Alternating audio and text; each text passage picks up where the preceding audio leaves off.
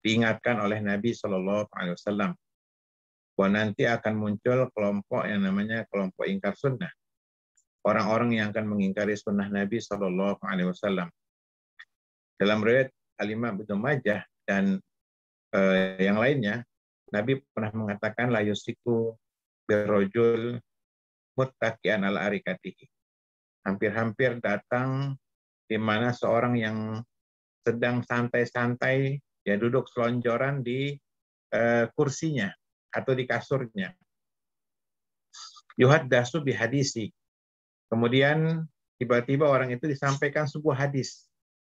Ya, disampaikan sebuah hadis dari Nabi Shallallahu Alaihi Wasallam. Dan orang itu mengatakan,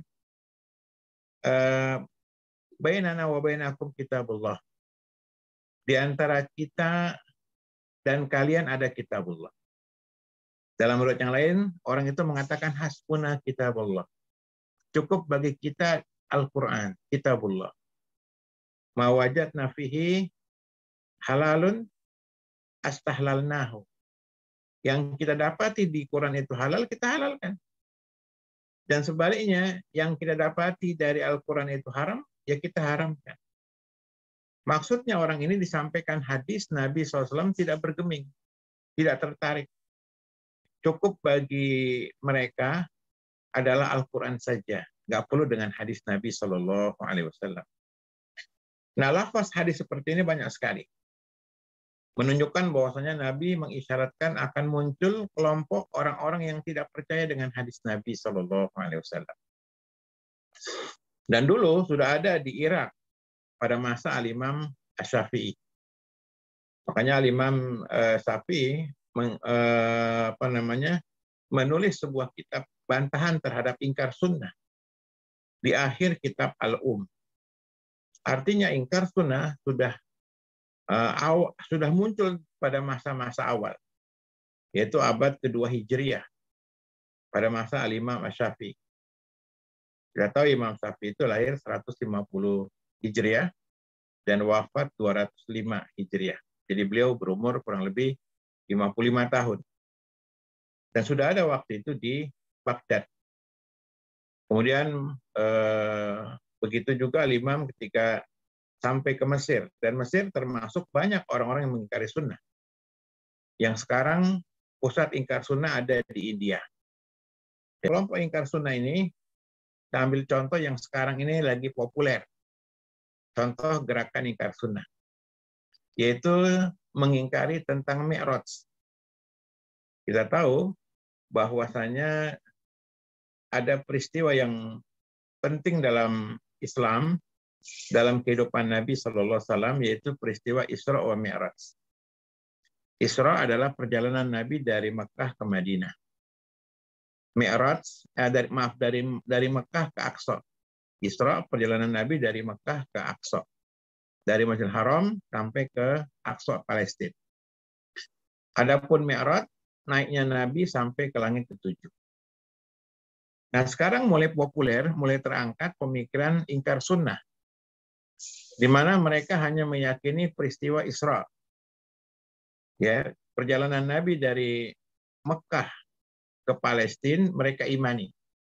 Kenapa? Karena memang Al-Quran menyebutkan dalam surah Al-Isra, Subhanalladzi asra bi 'abdihi lailan minal masjidil haram ilal masjidil aqsa alladzi barakna haulah, yang kami berkahi sekelilingnya. Peristiwa Isra dari Mekah ke Aqsa, dari Mekah ke Palestina, itu mereka imani. Ini kelompok ingkar sunnah. Tapi Mi'raj, naiknya Nabi, itu nggak ada di Quran. Nah, makanya mulai tren ada pemahaman di mana sebenarnya bukan Isra Mi'raj kata mereka. Kata mereka yang benar adalah Isra saja, bukan Mi'raj.